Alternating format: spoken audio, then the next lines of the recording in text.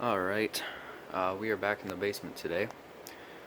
So, as you can see, the genie is over there. So, I've got a different opener up. And what I have up might surprise you. Well, here's the trolley for it. Some of you guys will already know what it is just by seeing the trolley and the original release rope. We've got the Chamberlain T-rail.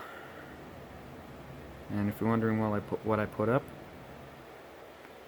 bam, I put up the Raynor 270-7. Let me tell you guys, I was just really going for it. I did not know if this was going to work, but it does, which I'm pretty happy about. This was an interesting installation, I'll tell you that. I'll come around and I'll show you a little bit of detail on this thing here. So, I'm using its original trolley here, which fits just fine on the Chamberlain T-rail. However, you'll notice the adjustment bulb is on the other side. So I actually had to move this piece right here. It used to be on this side of the rail. I moved it to the other side so that this side of the bolt was on this side so that it would run smoothly. Now, yes, the chain is maxed out. This is the same chain that I made for the old Sears V-belt in the corner there. Yeah, so maxed out. You can see how this works here. It just kind of slides in there. I've got the Sears pulley. The chain pops a little bit up here, and again, it's maxed out here. It's not perfectly tight, but anyway, got light bulb in here. No light cover for it, although I would like to get one.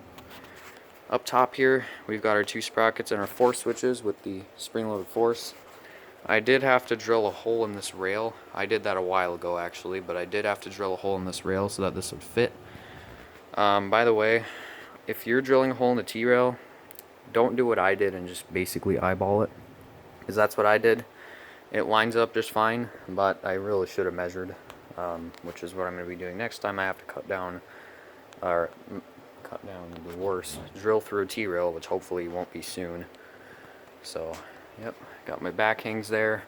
I have the T-rail header bracket up, and this is here to stay. I flipped it upside down so I could get a little bit more clearance. That way it's not quite as close to the door. Original release rope, by the way. So that's cool. Alright, so you've got your sensors here, which I put some more wires on. I kind of crappily soldered some together. That way, because the wires on these sensors are stranded, and I hate the stranded wires because they break really easily. So I soldered some new wire, or some extra, as you can see, a lot of extra wire on there. I have the original 540 RGD receiver, and I don't have an 81 RGD, but I do, however, have an 81 LM, which is programmed from February of '99. And there's the back of the receiver, 3 of 95. The wires on the back here, actually the wiring on this went relatively smoothly. You can see the tag on the back, 270-7 from January of '96. Half horsepower. There is going to be a video of this thing running without the case. Just like with the Sears though, you are going to see this video first. The limits on this were far easier to set than they were on the Sears.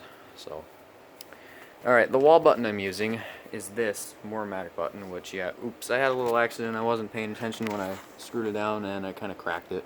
Oops. The reason I'm using this is because it has the light button on it. The separate light control. And yes, you do have to push both these buttons to run it. So yeah, that's the Raynor. Anyway, I think I've been talking for long enough, so 4 minutes, yeah, that's long enough. So I think it's time for you guys to see this thing run. So, without further ado, here we go. Maybe. There we go.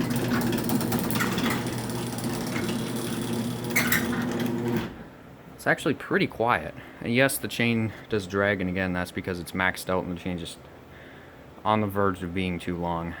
So, yeah, it's a fast unit though. I mean, that's what these openers were known for, is being fast. So, we'll get you an outside run here. I'm using this Sears billing code keypad.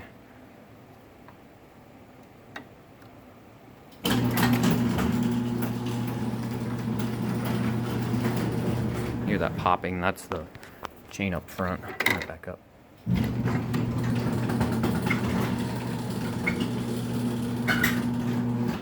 Yeah. So yeah, that actually looks pretty good. You know, we're running from outside one more time.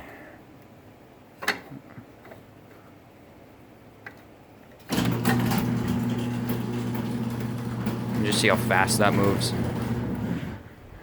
Chain pops a lot. Kind of sucks. Oh well.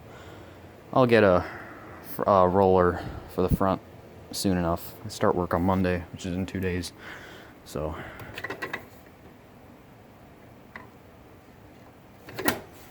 Oh, that didn't work. There we go.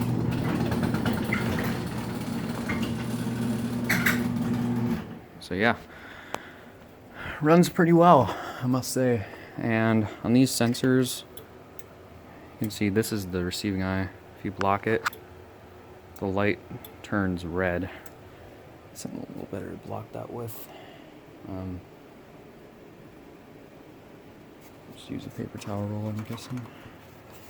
Yeah, red light, and it also actually turns the receiver off, which is kind of cool. Well, actually, we'll run a sensor test on it here. So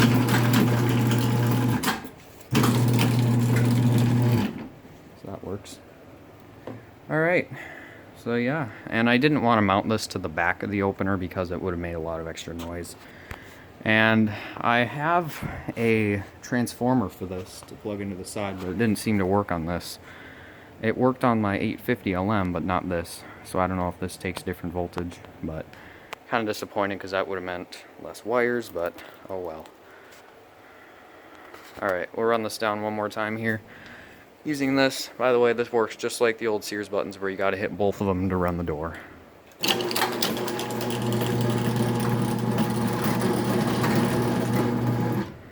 And there you go. So I'm really glad this turned out. Raynor 270-7 on a Chamberlain T-rail on the mini door. So there you go. Thanks for watching.